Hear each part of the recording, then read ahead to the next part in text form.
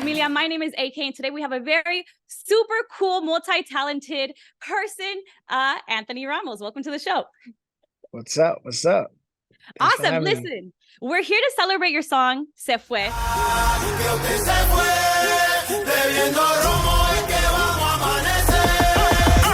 the song is hot. It's a summer bop, and it's the future. But I want you to start by telling us, where did the idea come from?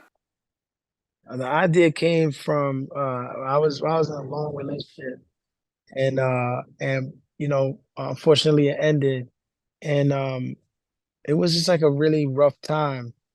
But I was like, yo, what if we made a song about a breakup that feels like a celebration though? Like, what if we make a song that will get people so hyped? Like, you have a whole club.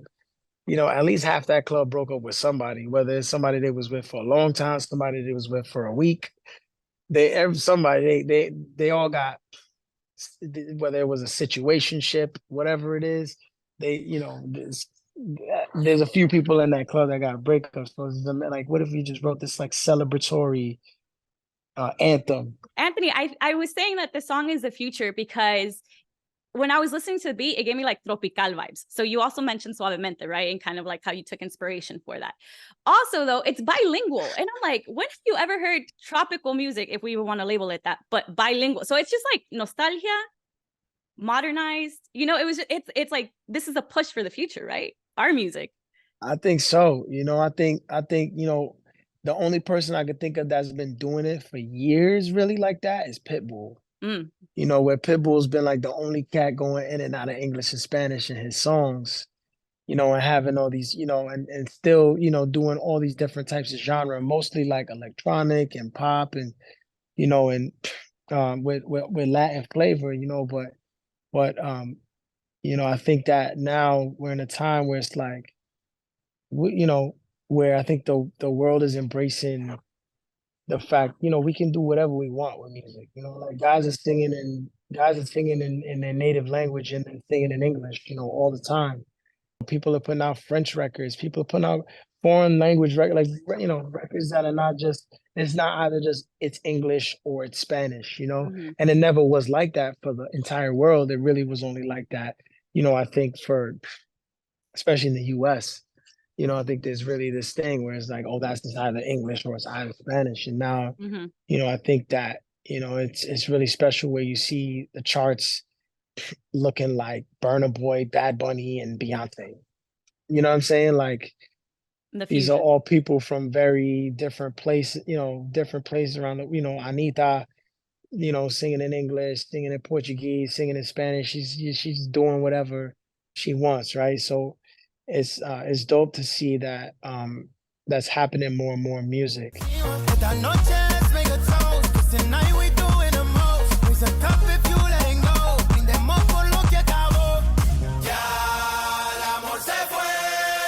So Anthony, we hear you talking Spanish in the song and a couple of your other ones before, but did you speak Spanish growing up? Is that like a language you felt comfortable with? No, I didn't speak Spanish growing up. I started learning as an adult. Okay. Because I was like, I was hanging out. I was going to Puerto Rico and I was starting to travel a little more. And I was just like, yo, I don't want to be in a place, and obviously when I can speak English, I choose to speak English because I can articulate myself the best in English. But it feels good to be able to go to Spanish speaking countries and not feel like scared anymore. So I kind of wanted to open a little window into your childhood a little bit and your New Yorican experience as it relates to Spanish. I know here, I'm Mexican American. In the Mexican community, sometimes when you're first or second generation and you don't grow up speaking Spanish, they call you pocho, right? But they also can call you no sabo kids. And you might throw that in and you'll be like, yo, you're playing too hard. Don't call me that. Yeah. Was it expected for you as a New Yorican to speak Spanish, or was it frowned upon when you didn't growing up in New York? I think both. Yeah, it's frowned upon, especially the older people are, the more they have that attitude, like, yo, why you don't speak or whatever. But, it's it's like you adapt to wherever you grew up. And even when people give me shit, I'm like, well, you can't sing in English and Spanish, and I can. So how about that? You go ahead and try to do that. Mm-hmm. Most artists can't. Like, so that's why I don't be feeling no type of way about that shit no more. Like, I used to feel bad about it, but I'm like, yo, like, you are who you are. You express yourself the way you do, right? And then you start to learn, you start to expand in your life, and you take everybody has their own journey in life on finding their own culture. I think growing up in New York, it depends on where you grew up. Like, I heard New especially York if is you rough. You gotta let me know. nah, it was yeah, it was wild back, when I was growing up. And it was like, you know, you also like you don't grow up. At least I didn't. I didn't grow up being around people who were speaking Spanish all the time. And Mm, I also like Spanish music. I was listening to later on. Like when I was a teenager, I started listening to reggaeton when it started to blow up in New York with Don Omar and Sione Lennox and all these guys. Daddy Yankee and Nicky Jam when they were when all these guys were first starting out, or rather not first starting out, but starting to get mainstream in New York, because the wave started to happen in New York and then Miami, and then it started to kind of branch out into the rest of the states. So for me, I caught it late. Even going to Puerto Rico, I wasn't even taking frequent trips to PR growing up because I just didn't have the money. We mhm, didn't have the money to get a flight to go.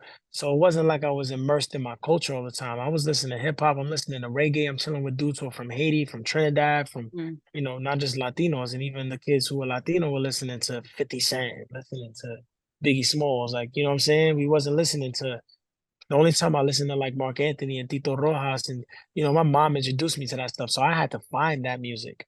I had to like be intentional about looking for it. It wasn't a thing that no one was speaking Spanish in my house, in Mhm. my apartment, growing up. So as an adult, I had to make that decision like, yo, do you want to live the rest of your life not speaking Spanish at all? Or do you want to start working at it? So I was like, yo, now, I'm gonna start working at it. I definitely relate to your wording. It's an active choice because I think me too. Like as an adult, I'm like I want to actively learn Spanish, and then I want to learn how they talk it in the street, so I sound cool. You know what I mean? Right, It's right. an active choice. You can never not stop learning. Right. And there's so many people that relate to that. Hmm. Anthony, thank you so much for being with us today at LATV. It was a joy to have you, and hopefully we can have you in our studios in LA at some point. No, for sure. Thanks for having me.